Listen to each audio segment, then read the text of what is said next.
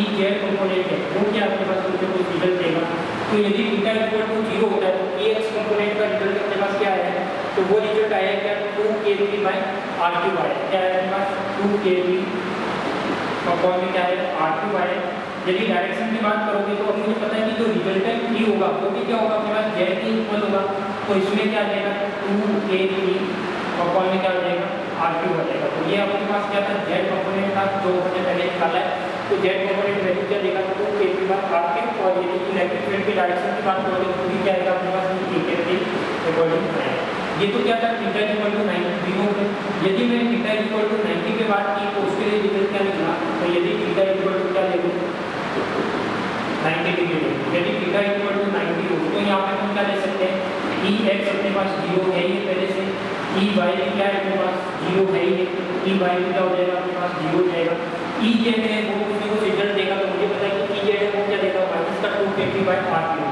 तो जो E Z result है वो रिजल्ट क्या देगा माइनस का 2kb अपॉन में क्या देगा आर क्यूब। डायरेक्शन की फॉर्म में लोगे तो यहाँ पे आ जाएगा।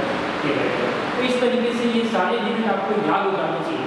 तो देखो ये सारे के सारे जो रिजल्ट रखे हैं वही आपको याद करने हैं और उसी के बेस में न्यूमेरिकल क्वेश्चन भी क्या करेंगे अपन सॉल्व करेंगे। ठीक है, तो ये सारे फॉर्मूले याद हो जाएंगे आपको, या मैं आशा करता हूँ कि ये सारे के सारे फॉर्मूले आपको याद कर दीजिए। और इसकी डायरेक्शन निकालनी हो तो डायरेक्शन भी निकाल सकते हैं, इलेक्ट्रिक फील्ड निकालना हो तो इलेक्ट्रिक फील्ड निकाल सकते हैं, पोटेंशियल निकालना हो तो पोटेंशियल निकाल सकते हो। तो इस तरीके से सारी चीज़ें आप इसमें फायदा कर सकते हैं। अब अपन बात करते हैं एक न्यूमेरिकल क्वेश्चन। एक न्यूमेरिकल क्वेश्चन देखते हैं तो क्या बताता है उसके बाद करते हैं।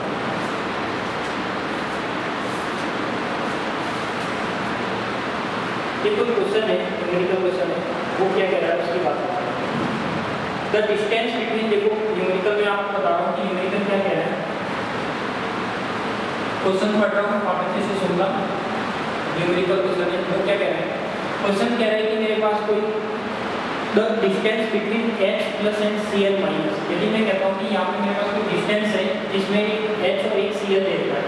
यदि मैं यहाँ पे बना दूँ कि अपने पास ये h है और एक साइड पे cl क्या है, यहाँ पर मैंने ले लिया कि ये h है और यहाँ पर क्या है मेरे पास cl है। ठीक है, और वो कह रहा है कि the distance between h plus and cl minus ions in HCl molecules is 1.28 angstrom. यानी यहाँ पे ये वाली डिस्टेंस है वो कितनी है 1.28 एंगस्ट्रॉम है। यानी मुझे पता है कि इसमें क्या क्या पता लग गया, इसमें दोनों के बीच की दूरी अपन क्या लेते थे d लेते थे।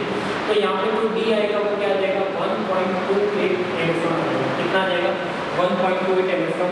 फिर वो कह रहा है कि अपनी बात a point P is situated at a distance of 10 angstrom from the center of the dipole। Centre जो भी डाइपोल का सेंटर है, डाइपोल का सेंटर मैंने ये लिया है, इससे कितनी दूरी पर एक पॉइंट P है। यहाँ पर मैंने मान लिया कि इस पर क्या है आपके पास एक पॉइंट P है और उस पॉइंट P कितनी दूरी पर है, वो पॉइंट की दूरी है आपके पास 10 एंगस्ट्रॉम। कितनी है 10 एंगस्ट्रॉम। यानी मुझे पता है यहाँ पे R की वैल्यू क्या है 10 एंगस्ट्रॉम। R की वैल्यू क्या है 10 एंगस्ट्रॉम। फिर वो कह रहा है कि calculate the magnitude and direction of the intensity of the electric field when the point is situated on axis of the dipole. सबसे पहले मुझे ये निकालना है कि मुझे इलेक्ट्रिक फील्ड निकालना है। ये सारा गिवन है तो मुझे पता है कि 10 की पावर, यदि मैं इसको एंगस्ट्रॉम में करता हूँ तो ये क्या आ जाएगा 10 की पावर -10 मीटर आ जाएगा।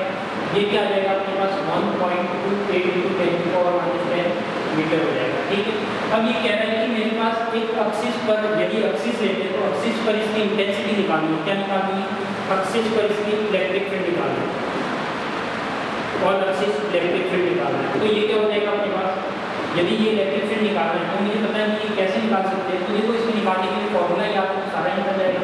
मुझे पता है कि इसमें यदि मैं एक्सिस की बात कर रहा है, किसकी बात कर रहा है एक्सिस की, और अभी मैंने एक्सिस के लिए इस एक्सिस का मतलब है थीटा इक्वल टू 0 लेना। क्या लेना, थीटा इक्वल टू 0 लेना। तो वहाँ पर मुझे पता है कि यदि एक्सिस की बात करेंगे तो जो आपका ई एक्स आया था वो 0 आया था, ई वाई भी कितना आया था 0 आया था, और जो ई जेड था वो रिजल्ट आया था कि आपके पास 2a अपॉन में क्या आया था आर क्यूब आया था। जो ई जेड आया था वो क्या आया था आपके पास 2a अपॉन में आर क्यूब था। तो इस तरीके से ये रिजल्ट देखो जब तक याद नहीं होंगे जब तक हम इसको सॉल्व नहीं कर सकते। तो यदि एक्सिस की बात करते हैं तो एक्सिस के लिए क्या आ जाएगा 2kb बाय आर क्यूब आ जाएगा और इसकी डायरेक्शन क्या रहती है a रहती है, तो वो क्या आ जाएगी a। अब मैंने निकाला था कि इसका यदि रिजल्टेंट निकालोगे, ई वेक्टर निकालोगे तो भी क्या आएगा 2a अपॉन में क्या आ जाएगा आपके पास एक्सिस पर इलेक्ट्रिक फील्ड निकालना है, तो एक्सिस पर इलेक्ट्रिक फील्ड निकालने के लिए पहले मुझे क्या चाहिए, यहाँ पर P चाहिए। P क्या है, यहाँ पे डाइपोल मोमेंट है। अब देखो यहाँ पे डाइपोल मोमेंट कहीं भी गिवन नहीं है, डाइपोल मोमेंट कहीं भी गिवन नहीं है, तो सबसे पहले तो मुझे क्या निकालना होगा, यहाँ पे क्वेश्चन में डाइपोल मोमेंट निकालना होगा, क्योंकि ये बिल्कुल पहले फॉर्मूले। तो देखो डाइपोल मोमेंट निकालने के लिए क्या करते हैं, सबसे पहले क्या निकालते हैं, डाइपोल मोमेंट ये थ्रू आप निकालते हैं, क्या निकालते हैं इधर आप, तो वो क्या होता है P = Q × D। अब मुझे पता है कि Q की वैल्यू कितनी है, Q की वैल्यू वही 1.6 × 10⁻⁻⁹ और जो D देगा वो 1.28 एंगस्ट्रॉम देगा, कितना देगा 1.28 एंगस्ट्रॉम देगा। तो ये कितना हो जाएगा आपके पास 1.28 × 10⁻⁻10 मीटर हो जाएगा। तो इसको यदि मैं P लिखता हूँ, इसमें P को यदि आप सॉल्व करोगे तो ये कुछ वैल्यू देगा 2.048, ये वैल्यू देगा 2.048 10⁻⁻29 कूलम मीटर। एक रिजल्ट तो क्या आ गया, ये इसका मैंने क्या निकाला, डाइपोल निकाला। न्यूमेरिकल क्वेश्चन में जो भी वैल्यू निकालते हैं उसके पीछे यूनिट जरूर लगाना। तो ये तो क्या हो जाएगा अपने पास कूलम मीटर हो जाएगा, इसमें डाइपोल मोमेंट के बेस पे। यदि ये डाइपोल मोमेंट हो गया तो मुझे क्या निकालना है, यहाँ पे इलेक्ट्रिक फील्ड निकालना है। तो इलेक्ट्रिक फील्ड अभी आप निकाल सकते हो, देखो ये क्या आ जाएगा, E एक्सिस की बात करें, इसकी बात करें एक्सिस की, यानी थीटा = 0 की बात करें, तो ये क्या हो जाएगा 2 × ये क्या हो जाएगा 9 × 10⁹ तो ये 4 × 10⁹। P की वैल्यू वही है अपने पास 2.048 × 10⁻⁻20, ठीक है। और अपॉन में क्या आ जाएगा अपने पास, अपॉन में आ जाएगा क्या डिस्टेंस है R3। अब देखो यहाँ पे जो R3 है वो कौन सी डिस्टेंस है, जो R3 डायग्राम में मैंने लड़की है 10 एंगस्ट्रॉम, तो इसी 10 एंगस्ट्रॉम को मुझे कितनी बार लिखना है, 3 बार लिखना है। तो इसको मैं ऐसे लिख सकता हूँ 10 × 10 की घात -10 मीटर का क्या है यहाँ पे क्यूब। यदि आप इसको सॉल्व करोगे, इसको पूरे को सॉल्व करोगे तो आंसर आ जाएगा 2 × 9 × 2.048 × 10⁻, ये क्या हो जाएगा -20, और अपॉन में क्या हो जाएगा अपने पास 10 × 10 × 10 कितना हो जाएगा 1000, और ये कितना हो जाएगा -30।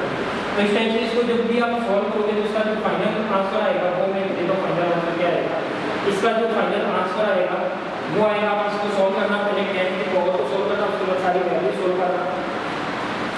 तो यदि मैं इसके एक्सिस पर निकालता हूँ तो एक्सिस पर इसकी वैल्यू आ रही है 3.69, इसकी जो वैल्यू आ रही है 3.69 × 10⁸ वोल्ट मीटर, 3.69 × 10⁸ वोल्ट पर मीटर,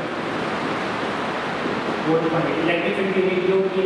तो यहाँ पे मैं लिख दूंगा कि जो एक्सिस की बात करोगे तो ये वाली वैल्यू आएगी, क्या आएगी, एक्सिस की बात करोगे तो ये आएगी। यदि मैं कह दूँ कि इसमें परपेंडिकुलर के लिए निकालना है, क्या निकालना है, परपेंडिकुलर के लिए निकालना है, तो बताओ परपेंडिकुलर में चेंज किया था, परपेंडिकुलर के लिए जो भी अपने पास फॉर्मूला आया था वो क्या आया था, -KP/R3 आया था, क्या आया था अपने पास -KP/R3 आया था। तो उसके लिए यदि मैं सेकंड केस लेता हूँ, ऑन विद्युत के कारण कहाँ पर निकालना है, निरक्ष पर।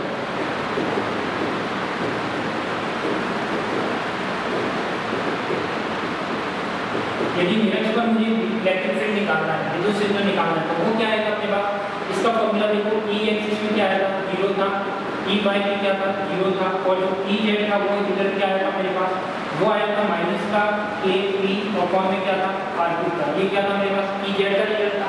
तो ये Ez का रिजल्ट मुझे क्या लेना है, काम में लेना है। तो इसका जो रिजल्टेंट भी लिखने का वो भी क्या लिखेगा, E = हो जाएगा अपने पास कौन सा, माइनस को ऐसे का ऐसे 9 × 10⁹ P की जगह जो वैल्यू आई है, P की जगह अपने पास वैल्यू क्या आएगी, P का आया था अपने पास 2.048 10⁻⁻29, तो यहाँ पे आ जाएगा 2.048 × 10⁻29, अपॉन में R3 है, तो R3 की जगह क्या हो जाएगा 1000 × 10⁻30। अब इसको कंप्लीट आप सॉल्व करोगे तो इसका जो रिजल्टेंट आएगा वो रिजल्टेंट क्या आ जाएगा अपने पास, इलेक्ट्रिक फील्ड आ जाएगा।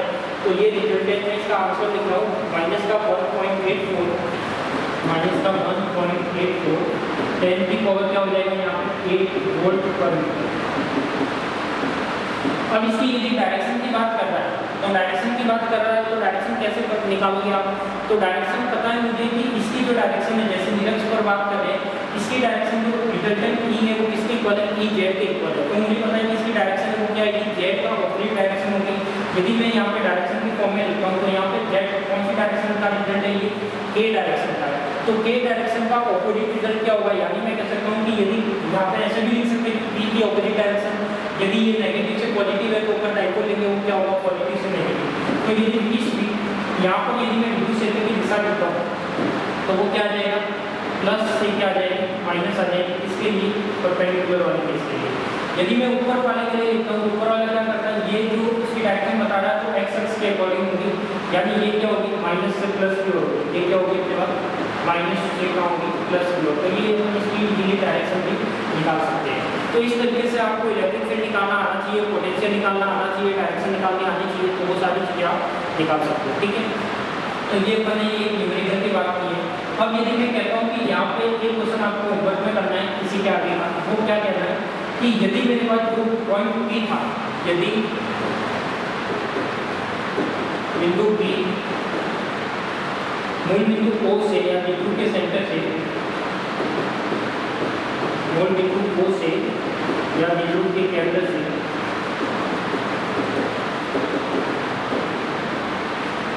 बिंदु के केंद्र से थीटा कोण 60 डिग्री का कोण बनाए तो विद्युत क्षेत्र ज्ञात करो। ये आपका होमवर्क रहेगा। ठीक है, इस क्वेश्चन को आपको करना है। वैल्यू जो ऊपर है वो ये सारी वैल्यू वही है, केवल चेंज क्या किया है, पहले अपन ने निकाला था एक्सिस पर, फिर निकाला अपन ने निरक्ष पर। तो पहले अपन ने एक्सिस पर निकाला, फिर निरक्ष पर निकाला। अब उसके बाद वो कह रहा है कि यदि यहाँ पे थीटा कितना हो जाए, 60 डिग्री हो जाए, तो थीटा 60 होगा तो क्या रिजल्ट आएगा वो अपन को निकालना है। तो जब थीटा 60 रखना है तो वहाँ पे आप डायरेक्ट रिजल्ट काम में नहीं ले सकते, वहाँ पे जो भी EX आया है वो रिजल्ट काम में लेना है। 3 को अपन में आती हूँ cos थीटा sin थीटा की है, EX काम में लोगे, फिर EZ काम में लोगे, और यदि आप डायरेक्ट EX EZ नहीं लेते हो, डायरेक्ट E रिजल्टेंट ले लो। E रिजल्टेंट क्या कहता है, KP/RQ 3 cos square theta plus 1। तो यहाँ पे E रिजल्टेंट भी आप इसका यहाँ से निकाल सकते हो कि यहाँ पे क्या आ जाएगा अपना, जो भी इसका फॉर्मूला बनेगा मुझे अपने देखो E रिजल्टेंट निकालना है। तो E रिजल्टेंट क्या आ जाएगा आपके पास, E वेक्टर इक्वल टू क्या हो जाएगा, KP/R 3 cos square theta plus का फॉर्मूला था किसका, रिजल्टेंट नहीं था। तो यहाँ पे थीटा इक्वल टू क्या रखना है, 60 डिग्री रखना है, और 60 डिग्री पे ये सारी वैल्यू रखनी है, P का मान है, R का मान है, ये सारी वैल्यू रखोगे तो यहाँ पे क्या आ जाएगा, इसका इलेक्ट्रिक फील्ड आ जाएगा वोल्ट पर मीटर में। ठीक है, तो यहाँ पर अपना इलेक्ट्रिक डाइपोल की वजह से पोटेंशियल, इलेक्ट्रिक डाइपोल की वजह से डाइपोल, सबसे पहले तो उसमें टॉपिक देखना है कि इलेक्ट्रिक डाइपोल क्या होता है। तो अपन ने कितने टॉपिक कवर किए,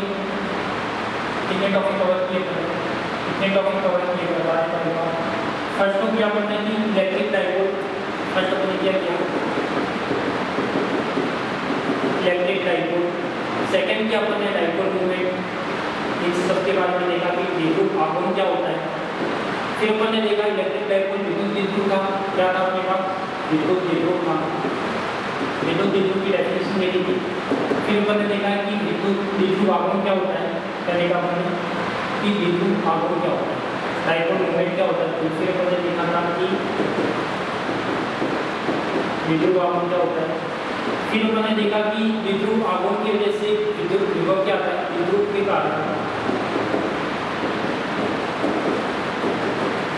के कारण विद्युत विभव। तो वो जो आया वो मैंने पीछे वाली क्लास में निकाला था। फिर मैंने देखा कि विद्युत के कारण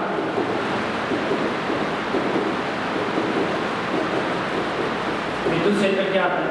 विद्युत क्षेत्र में 3 कंपोनेंट आते हैं, x y z, EX EZ। तो इसके बाद ये देखा, फिर मैंने देखा कि यदि थीटा इक्वल टू 0